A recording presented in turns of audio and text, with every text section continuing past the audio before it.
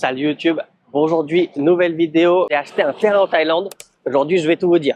Déjà pourquoi j'ai décidé d'acheter un terrain, comment je l'ai trouvé, comment je me suis protégé légalement. Enfin bref, vous allez me suivre dans tout le périple de la recherche de terrain jusqu'à l'achat et on va tout voir dans cette vidéo. Mais avant de commencer cette vidéo, comme vous avez l'habitude, une petite pub. Si jamais vous souhaitez apprendre le thaï, quand je dis apprendre le thaï, c'est apprendre le vrai thaï, celui qu'on utilise au quotidien. Ça va d'ailleurs extrêmement vous servir si jamais vous faites ce genre de choses, achat de terrain, si vous ne voulez pas perdre de l'argent à utiliser des avocats, des agents pour plein de démarches, pas uniquement l'achat de terrain. Parler thaï, c'est extrêmement important. Et bien justement, il y a une formation complète à ce sujet-là. Je vous explique comment j'ai appris le thaï de A à Z. Comme ça, vous pourrez appliquer les mêmes méthodes et parler thaï aussi bien, voire mieux que moi. Et si vous souhaitez vous expatrier en Thaïlande et vous avez des questions, je crée des appels personnalisés. On passe 1 heure ensemble et vous pouvez me poser toutes les questions pour vous aider à votre expatriation en Thaïlande. Tout est dans la description.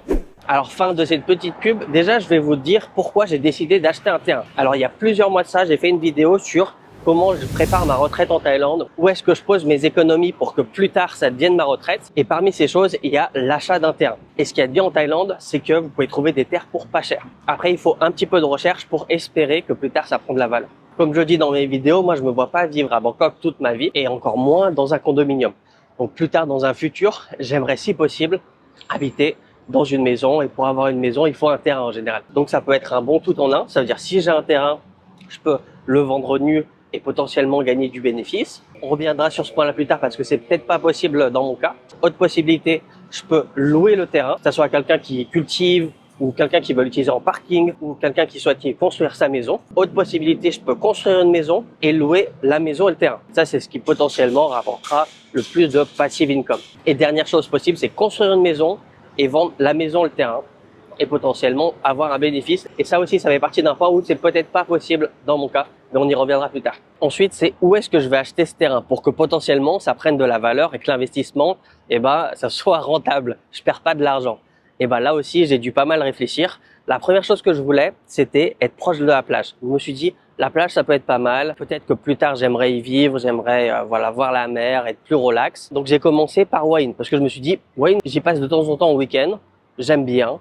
Il y a des points négatifs que j'aime pas forcément comme partout, mais ça peut être quelque chose d'intéressant. En plus, c'est en expansion. Il y a forte chance que plus tard, ça prenne de la valeur. J'ai commencé mes recherches, un peu comme je pense tout le monde au début qui connaissent pas un petit peu le marché des terres. C'est-à-dire, j'ai cherché sur les sites de location ou d'achat de biens immobiliers, que ce soit des maisons, des condos. Il y a également une section pour les terrains. Mais le problème, c'est que c'est très limité. C'est très bien pour se faire une idée, mais il y a très peu de chances que vous allez trouver votre bonheur seulement via ce réseau-là. Et les autres réseaux sur lesquels je conseille notamment, ça va être surtout le marketplace. Le marketplace sur Facebook, c'est vraiment là où vous avez tout. C'est le bon coin de Thaïlande, tout simplement. Et c'est par là où vraiment j'ai pu pousser les recherches. Je vous spoil très rapidement, j'ai vu que pour mon budget, c'était impossible que j'achète à Hua Hin. En tout cas, peut-être que j'allais trouver quelque chose à mon budget, mais l'emplacement était vraiment pas intéressant. J'y voyais aucun avenir. Parce qu'en fait, je vous dis tout de suite, mon budget, il était d'environ 150 000. Je pouvais monter à 200 000, 250 000 à la rigueur si c'est très très intéressant. Surtout s'il y a une grosse différence d'emplacement entre 150 et 200 sur la même ville. Mais voilà, sur Hua Hin, c'est impossible de trouver un terrain. Et quand je dis Hua Hin, c'est pas uniquement la ville Hua Hin. Je parle aussi de Saham, donc avant Hua Hin, mais aussi de Pranburi, donc après Hua Hin. Voilà, sur ce que j'ai vu, il fallait au minimum, vraiment minimum, 350 000 bahts, soit plus du double de mon budget initial. Et encore, à ce prix-là, à 350 000 bahts, et j'étais même pas à un endroit intéressant. Pour vous donner une idée, pour ceux qui connaissent un petit peu, il y a une grande voie rapide qui vient de Bangkok, je crois qu'elle s'appelle Petkasem Road, et le terrain, il se trouvait de l'autre côté de la voie. Ça veut dire, pour aller à la plage, il fallait peut-être 30 minutes, 40 minutes, quelque chose comme ça. Du coup, voilà, j'ai enlevé l'idée de Hua Hin. Je me suis dit, ce côté-là, c'est mort. Il y avait encore l'autre côté, donc côté Pattaya, Bang Seng, et on pouvait descendre également à Rayong. Et là, j'ai même pas cherché parce que je me suis dit, c'est forcément plus cher que de l'autre côté. Parce que Bang Seng, Pattaya, c'est des endroits très courtisés, que ce soit des Thaïlandais ou des étrangers, avec énormément de monde. Donc, je suis sûr que je trouverais pas quelque chose à mon budget. La dernière possibilité, si je voulais toujours être à la plage, c'était Rayong. Mais le problème avec Rayong, c'est que j'étais beaucoup trop loin de Bangkok. Parce que oui, il y a un point aussi également important que vous n'avez pas dit, c'est que je voulais être pas trop loin de Bangkok, pas trop loin de chez moi, pour justement aller voir le terrain, faire l'achat et faire des travaux si je décide de lancer des travaux, sans obligatoirement poser un jour de congé.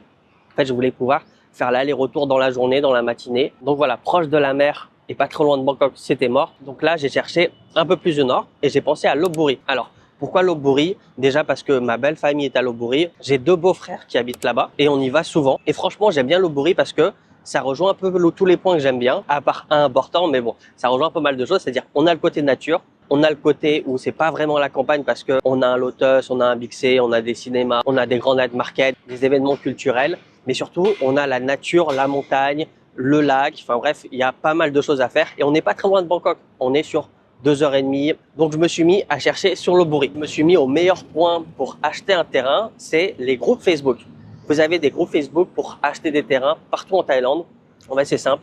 Vous écrivez en thaï. C'est pour ça que c'est important de pouvoir parler, écrire et lire le thaï. Si vous voulez déjà parler thaï, le lien est dans la description. J'ai créé une formation comment j'ai appris le thaï. Enfin bref, donc j'ai marqué Krai Thi Din. Ça veut dire vente de terrain et Lopburi parce que c'est l'endroit de Lopburi que je cherchais. J'ai trouvé 3 groupes Facebook. Je les ai rejoints et j'ai suivi toutes les annonces. Donc, on va rentrer un peu plus en détail sur mes critères. Le premier critère, comme je vous disais, c'est niveau tarifaire. Concernant mon budget, moi, je voulais, voilà, aux alentours des 150 000 bahts. Deuxième critère, c'est la superficie. Et je voulais quelque chose de minimum 300 mètres carrés. Pourquoi 300 mètres carrés? En fait, je me suis tout simplement basé sur la maison de mon père au Laos et il m'a dit qu'il a environ 300 mètres carrés. Je me suis dit, c'est pas mal. Tu as une grande maison avec 3 chambres, tu as un parking pour la voiture, un petit jardin. Et dernier critère, je voulais être le plus proche de la ville, pas forcément du centre-ville, mais voilà, qu'il y ait des commerces, des choses, qu'on soit pas vraiment perdu dans la campagne. Et par rapport à mon budget, c'est plutôt limité. Et j'ai fait donc des recherches par rapport à ces critères-là. Et à force de recherche, j'ai vu il n'y a pas vraiment beaucoup de gens qui vendent des petites surfaces. La plupart des gens, ils vendent des rails. Alors, je vais vous donner l'unité de mesure en Thaïlande parce qu'on calcule pas en mètres carrés. Ici, on calcule en rail et en talangua. Donc, un rail, c'est l'équivalent de 1600 mètres carrés. Et un ngan, comme le travail, c'est un quart d'un rail. Ça veut dire 400 mètres carrés. Et si on veut des mesures plus précises, il y a aussi Nungloi Talangwa, 100 mètres wa. Et ça, c'est l'équivalent de 400 mètres carrés. Donc, le deuxième point, c'est que j'étais très limité en termes de recherche parce que la plupart des gens, ils vendent un rail et c'est beaucoup trop gros pour moi. Alors que ça soit trop gros, c'est pas un problème en soi. Le problème, c'est que c'est beaucoup trop cher. Après, oui, ça vous laisse du choix. Vous pouvez le recouper et vendre les parties, mais vendre un terrain, c'est extrêmement compliqué en Thaïlande. Surtout vendre un terrain dans un endroit un petit peu perdu et si vous voulez faire un petit peu d'argent. Donc, je suis resté dans mon idée de prendre 400 mètres carrés juste pour moi et pas acheter quelque chose de plus grand où j'aurais des galères à couper les parts et à les mettre en vente, à négocier avec les gens. Enfin bref, je voulais pas me prendre la tête du tout. Donc, après des jours, des semaines de recherche, j'ai trouvé 2 terrains intéressants et les 2 étaient à 2 endroits opposés de Lopburi. Donc, un était au nord-ouest de Lopburi et l'autre il était totalement à l'est. Donc même si c'est moi qui l'achète, j'en ai parlé à ma femme, je lui ai demandé son avis et elle m'a dit elle préfère celui à l'est. Parce que l'autre comme il est au nord, ça fait encore plus loin de Bangkok, donc déjà c'est une chose. Et puis il n'y a pas grand chose du côté ouest, vous arrivez je crois quelque chose du genre Sukhothai si vous continuez encore beaucoup plus loin. Mais voilà, côté ouest, c'est pas un endroit vraiment touristique. Par contre le côté est, donc déjà on est un peu plus proche de Bangkok. Après niveau de la ville de Lopburi, on est à distance égale, hein. Je trouve à 30-40 minutes de voiture. Mais le côté est, il est très important parce que c'est beaucoup plus vert. Vous avez un grand lac qui est très aimé des Thaïs, qui aime y passer, voilà, faire du camping, y passer en week-end ou juste prendre des cafés là-bas ou visiter parce qu'il y a un train qui passe sur l'eau. Il y a également un temple très connu en haut d'une montagne, c'est magnifique. Et aussi, il y a des champs de tournesol. Et pendant la saison, il y a beaucoup de gens qui viennent juste pour ça, juste pour prendre des photos et regarder. Et donc, pour toutes ces raisons, ce terrain-là, le terrain à l'est, c'était vraiment le plus intéressant. Et niveau tarifaire, on est exactement sur les mêmes prix. Donc, les 2 étaient aux alentours de 150 000 bahts. Donc, je vous amène tout de suite à la visite du terrain. Bon, on est arrivé sur place. Je vous montre un peu. Donc là, c'est la première partie. Voilà, chaque partie fait 400 mètres carrés. Jusqu'à là. Donc voilà, la première partie commence là. Et la route, elle est au fond là-bas. Et là, c'est la vraie route principale, une voie rapide. Donc c'est pas si loin que ça de la route. Bon, c'est difficile d'imaginer comment ça va être le futur, mais c'est très nature. Donc là, on a des plantations. Plus loin, on a des champs. Et là-bas, des maisons. Et de l'autre côté, on a des montagnes, mais très loin, on ne les voit pas. En plus, il y a des arbres. Donc voilà, je pense que ça devrait se booker, se faire très rapidement. En tout cas, dans le mois de mai. À l'heure où je tourne cette vidéo, on est début mai, on est le 2. Donc d'ici la fin du mois ou le mois prochain, je pense que tout devrait être fait. On verra bien si c'est un bon investissement ou non. Au pire des cas, c'est pas tant d'argent que ça, 150 000. C'est les risques, c'est quelque chose auquel je suis prêt à perdre, même si je pense pas qu'un terrain, tu peux perdre autant de valeur sur autant de temps. Cet endroit-là, c'est un endroit touristique pour 2 raisons principales. En fait, durant la saison des tournesols, juste en face, on est déjà passé par ce chemin sans le savoir, il y a quelques années. Il y a donc un champ de tournesol où les gens y vont pour faire des photos. Et si on continue, il y a un temple super connu auquel il faut monter la montagne à pied et ils ont mis des lumières le soir. Je vous le mettrai parce que je connais plus le nom du temple. Ça aussi, on l'a déjà fait une fois. Et de l'autre côté, à une dizaine de kilomètres, on est sur un grand lac, également un endroit touristique. Autre point important, c'est qu'on est à côté d'un centre-ville. Alors c'est pas Bangkok, c'est sûr, mais bon, il y a plein de shops, c'est vraiment un centre-ville. Il y a des écoles. Il y a plein de stations essence, il y a même un KFC. Moi ça m'a choqué, pour moi ça veut dire c'est pas à la campagne, c'est un KFC. Donc on a l'électricité et l'eau qui va au moins jusqu'ici. Après c'est à tous les propriétaires de tirer également faire la route. Je pense que ça va être intéressant. Donc je vous dis rendez-vous pour la suite de la vidéo pour voir si ça s'est vraiment finalisé. Mais si vous voyez cette vidéo, c'est que ça a dû se finaliser. Donc la visite étant terminée, j'appelle la propriétaire pour lui dire voilà, je suis intéressé, comment se passe la suite. On discute un peu, je descends un petit peu du prix, je gagne quelque chose du genre 10 000 bahts. Je finis à 140 000 bahts pour l'achat du terrain et tous les frais de changement de nom sont à sa charge. Ensuite, donc, elle m'envoie le contrat et elle demande un dépôt de 5 000 bahts. Donc, le contrat, comme ça doit être au nom du vrai propriétaire, on envoie donc les documents de ma femme parce que ça va être elle qui va devenir propriétaire dans un premier temps. Et moi, je suis utilisé en tant que témoin parce que quand on signe les contrats, il faut quand même un témoin doit signer et doit donner ses papiers. Et chose un peu drôle, avant qu'on signe le contrat et qu'on envoie le dépôt de 5 000 bahts, ma femme va checker son nom sur Google pour voir s'il n'y a pas eu des histoires d'arnaque parce que il y en a beaucoup en Thaïlande, que ce soit sur des terrains, sur des achats de motos, enfin bref, surtout, c'est quelque chose d'extrêmement commun de mettre quelque chose en vente et de prendre le dépôt sans rien avoir en retour. Donc après avoir recherché son nom sur Google, elle voit qu'elle est Ajahn. Donc Ajahn, c'est professeur, mais professeur de l'université. Ça veut dire c'est très prestigieux. Et comme le prestige c'est extrêmement important, elle a dit c'est bon, tu peux faire le virement. Parce que oui, je vous ai pas dit, mais la propriétaire, je l'ai pas vue une seule fois. Je lui ai envoyé 2-3 messages par line. Je l'ai appelée quand j'ai négocié le prix, mais je l'ai pas vue une seule fois. Parce qu'en fait, elle habite à Chonburi. Donc c'est à 3-4 heures du terrain et elle allait pas se déplacer pour faire visiter un terrain auquel il n'y a rien et en plus à un prix dérisoire. Donc le jour même, après avoir vu le terrain, donc c'était en mai, on signe le contrat et j'envoie le dépôt. Donc voilà, le terrain il est réservé, on n'a plus qu'à attendre d'aller au land office pour faire changement de nom, mais ça va prendre un petit peu de temps. Pourquoi? Parce qu'en fait, comme je vous disais, elle vend plusieurs slots, elle a l'équivalent de 2 rails qu'elle a coupé en 2 fois une rail, donc elle a 2 chanotes d'une rail. Elle doit couper ces mêmes chanotes en chanotes de Nungan. 400 mètres carrés. J'espère que vous n'avez pas perdu avec mon explication.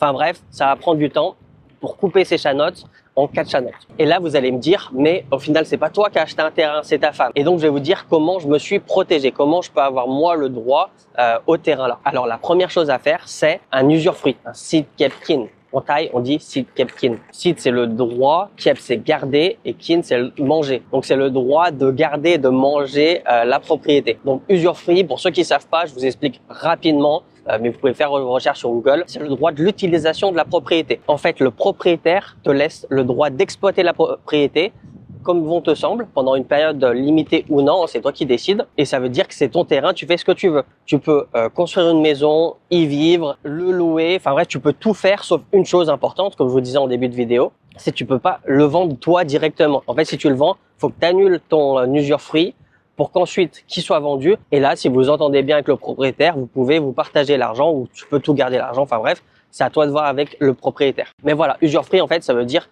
c'est ton terrain, tu fais ce que tu veux. Et même si le propriétaire décède, normalement, donc ça doit aller à ses descendants ou à ses héritiers, eh bien toi, tu auras toujours le droit jusqu'à la fin de ton usufruit. Voilà, ce terrain-là, c'est vraiment le tien jusqu'à la fin d'usufruit. Donc là, si vous demandez combien de temps ça dure, eh ben on peut le faire à vie. C'est d'ailleurs ce que j'ai fait. Donc je suis le propriétaire, j'ai le droit à la propriété, j'ai le droit de l'exploiter. Je pourrais cultiver, construire une maison, louer le terrain, enfin bref, je peux tout faire à part le vendre en mon nom propre jusqu'à ma mort. Et là, vous vous demandez peut-être, mais comment on fait ça? C'est magique? Eh ben, c'est extrêmement simple. Alors, peut-être des gens vont vous dire passer par un avocat. Moi, personnellement, j'en ai pas vraiment d'utilité. Je trouve même que c'est de l'argent perdu.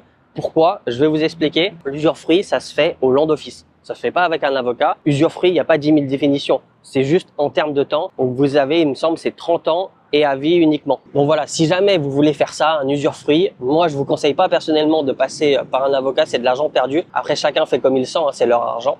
Alors petite update, on est fin mai, j'ai eu un message de la propriétaire, elle m'a dit les chanotes sont prêts, on peut faire le changement de nom officiel au land office le 6 juin, si je me souviens bien. Donc c'est extrêmement simple, il faut rien de spécial. Pour l'étranger, il va falloir ton passeport, ta carte d'identité taille rose, le tablier de man jaune, et puis c'est tout. Vous n'avez rien besoin d'autre.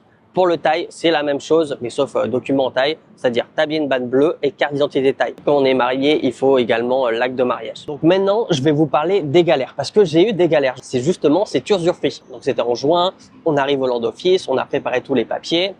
On va pour le changement de nom, je paye la propriétaire, je lui dis voilà j'aimerais bien faire l'usufruit. Et puis elle me pose plein de questions, des questions auxquelles c'est pas son métier de faire ça. Ça c'est le métier de la police, mais voilà ça n'a rien à voir avec elle. Elle soit elle fait les papiers, soit elle les fait pas. Enfin bref, elle pose des questions, mais pourquoi tu veux faire ça? Mais de toute façon vous êtes mariés. Donc après je lui explique oui mais c'est moi qui l'achète, je préfère me protéger juridiquement. La maison il y a de fortes chances que ça soit moi qui l'investisse si on en construit. Enfin bref, je lui explique tout ça et dans un premier temps elle me dit ok bah tu iras refaire la queue après. Moi, je suis du genre à laisser couler. Donc, je dis, ok, pas de problème. Tac, il se passe 2 minutes. Elle me repose des questions un petit peu bizarres, personnelles comme ça. Elle me dit, bon, finalement, va falloir que tu reviennes la semaine prochaine. Je peux pas te faire ça aujourd'hui, il y a trop de monde. Alors qu'il y avait pas beaucoup trop de monde, hein. Mais bon. Donc, je lui dis, ok, pas de problème, on reviendra la semaine prochaine. Et après, elle me dit, en fait, non, faut que tu reviennes dans 2-3 mois. Parce que sinon, ça fait bizarre. Ça fait comme si on avait vendu un terrain à un étranger et ça, c'est interdit par la loi. Encore une fois, je dis, ok, pas de problème. Donc, le jour où on a fait le changement de nom, on a fait vraiment l'achat du terrain, eh ben, j'ai pas pu faire l'usufruit parce que elle voulait pas le faire. Et c'est vraiment, elle voulait pas le faire parce que sur plein de forums, j'avais vu, tout le monde fait ça le même jour. J'avais échangé également avec d'autres personnes et le jour de l'achat du terrain au nom de leur femme, ils font l'usufruit le même jour. Et puis du coup, on part du land office, on va voir son frère et dans nos conversations, on parle de ça. Puis il me dit, tous les coups, elle voulait un billet parce qu'elle s'est dit, voilà, ils viennent de Bangkok, ils vont avoir la flemme de revenir. Tu aurais dû lui acheter un petit billet de 1000 bahts et elle te l'aurait fait directement. Enfin bref, donc on retourne sur le changement de nom. Donc on fait le changement de nom, je crois que c'est en juin, si je dis pas de bêtises. Je peux pas avoir l'usufruit parce que elle me dit ce que je vous ai dit un peu plus tôt. Et on doit revenir en août ou septembre, parce qu'elle a dit 2-3 mois, pour pouvoir faire cet usufruit. Donc on y retourne, cette fois changement d'ambiance. Elle est grave sympa, elle a le sourire, on va savoir pourquoi. Elle pose aucune question bizarre personnelle. Non, elle prend les papiers, elle me donne le contrat du droit à usufruit à vie, puis chacun on signe. Je paye 55 bahts et en 10-15 minutes, j'ai l'acte de propriété avec mon nom écrit en thaï, comme quoi j'ai le droit à l'usufruit. Je vous le montre tout de suite. Donc voilà, on se retrouve à 3 mois après, donc on est le 2 septembre, à l'heure où je tourne cette vidéo, en fait on est le lendemain, on a fait les papiers et je vais vous montrer l'acte de propriété, ça vous pourrez voir à quoi ça ressemble, un usufruit ou un acte de propriété Thaï, si vous ne savez pas à quoi ça ressemble. Donc en gros, c'est ça, donc on a les informations, la localisation, le nom du tout premier propriétaire qui a fait l'acte de propriété de ce terrain-là. On a aussi tous les tampons, les petits traits comme ça là qui prouvent un petit peu que voilà c'est des documents officiels pour pas qu'ils soient falsifiés, copiés. Et ce qui nous intéresse surtout c'est ici, c'est au dos de l'acte de propriété, c'est là où vous aurez toutes les informations concernant les propriétaires. Donc là ça va être les dates, la première date, ça correspond à la vente, c'est marqué CRAE en thaï.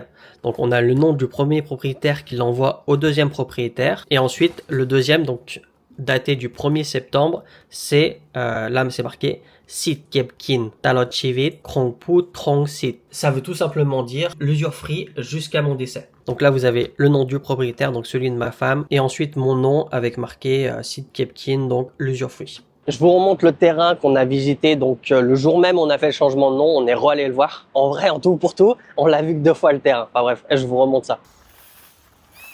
Et voilà, ça c'est mon terrain. Et également, là on peut voir, c'est pas si loin en fait d'ici.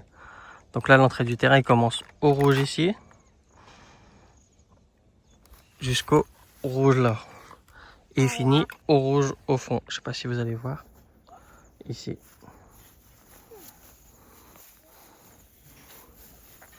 Donc pour le moment il va rien me servir. On attend pour voir dans peut-être 5 ans. Peut-être je commencerai à investir un petit peu d'argent. Ou peut-être faire au fur et à mesure au fil des années. Mais voilà, je suis plutôt content parce que 400 mètres carrés, c'est plutôt pas mal, je trouve. Il y a de quoi faire une maison, avoir un petit jardin, peut-être même faire une piscine. Enfin bref, on verra. Donc voilà, on arrive à la fin de cette vidéo. Dites-moi ce que vous pensez du terrain. Est-ce que vous pensez que c'est une bonne idée? Est-ce que vous pensez au contraire, j'aurais mieux fait de mettre cet argent autre part? Dites-moi ça en commentaire. Il y a de fortes chances si je fais quelque chose là-bas, je construis quelque chose, j'y documenterai en vidéo si je construis une maison, combien ça va me coûter, etc., etc. Donc abonnez-vous à la chaîne si c'est pas déjà fait pour pas louper les prochaines vidéos. N'oubliez pas de liker, ça aide le référencement, de mettre des commentaires, hein, même si c'est juste super vidéo, Ça me fait plaisir et ça aide la chaîne. Comme d'habitude, si vous voulez vous expatrier en Thaïlande ou alors apprendre le thaï, les liens sont dans la description. Et moi, je vous dis à la prochaine. Ciao!